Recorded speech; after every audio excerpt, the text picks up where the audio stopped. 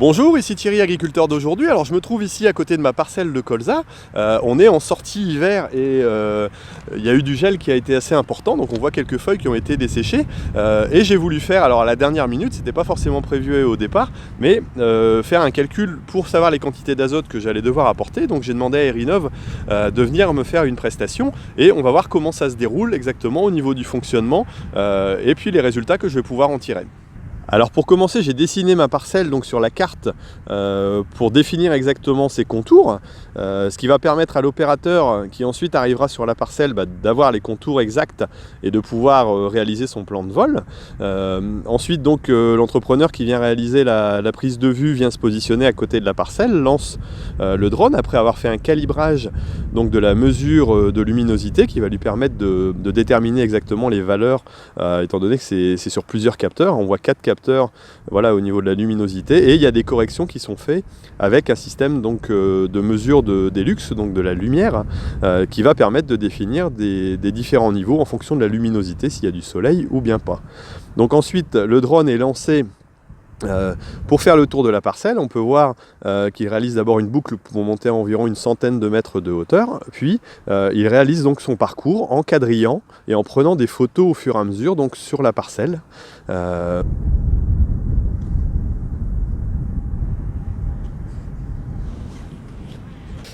Bingo.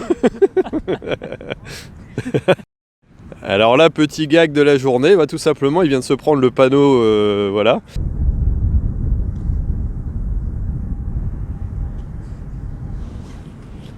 Il n'y a pas de dégâts. Ah, il y a un petit choc quand même, voilà.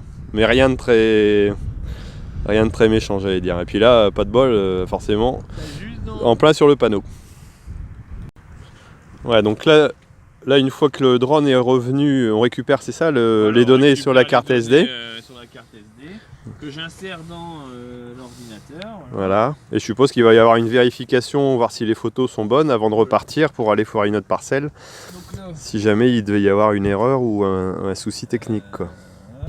Les photos sont ensuite envoyées via la clé 4G donc, à la base centrale où les calculs sont réalisés et le soir même je pourrai recevoir éventuellement les informations voilà, sur les données que j'aurai besoin pour pouvoir cartographier et donc savoir l'azote que je vais pouvoir apporter sur mon colza. Alors l'opération n'a pas pris plus que, j'allais dire, les 10 ou 15 minutes, étant donné que la parcelle est quand même très biscornue et très compliquée, mais on compte environ 3 hectares à la minute, d'après ce que j'ai compris. Bon là forcément ça a pris un petit peu plus de temps, comme il n'y a pas de parcelle annexe non plus, mais on voit que c'est quand même très rapide et les résultats arriveront a priori dès ce soir. Donc je vais pouvoir voir et puis savoir un peu à quoi en est ma parcelle, voilà.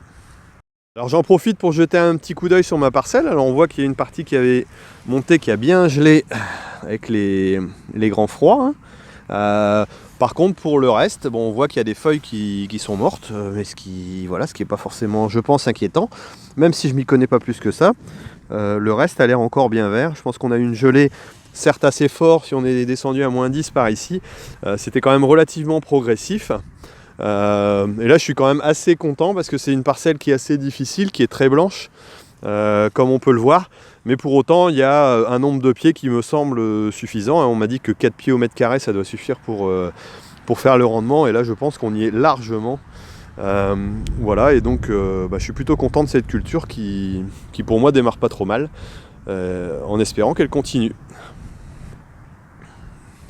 Bon écoutez, on arrive à la fin de cette vidéo. Alors moi ce que j'ai vraiment apprécié là-dedans, c'est déjà le conseil et le suivi que j'ai pu voir avec les techniciens de chez Erinov, avec l'entreprise aussi qui est venue réaliser la mesure sur la parcelle, qui m'ont bien expliqué le fonctionnement, qui m'ont quelque part convaincu aussi du système et du modèle qui me semble vraiment très intéressant. Et je vais pouvoir, même si je m'y suis pris un peu tard, obtenir une modulation à la fois sur ma parcelle pour pouvoir réguler en fonction des types de sol et des besoins de la plante, donc vraiment d'optimiser l'utilisation de mon azote dans cette parcelle là, et puis aussi savoir quelle quantité je vais devoir mettre, sachant que je suis nouveau producteur en colza, que je m'y connais pas tellement. Le conseil va m'être très utile, je pense, pour pouvoir moi apprendre et puis progresser tout doucement aussi dans ce type de production. Bon écoutez, moi je vous laisse. Si vous avez apprécié cette vidéo, n'hésitez pas à me mettre un j'aime. À la la partager, à mettre un petit commentaire ici en dessous pour me dire comment vous pratiquez, si vous avez déjà fait comme ça ou si vous utilisez d'autres modèles de suivi pour déterminer vos quantités d'azote. Et puis voilà. Bon bah écoutez, je vous laisse et puis à bientôt sur Agriculteur d'aujourd'hui pour une autre vidéo. Allez, salut!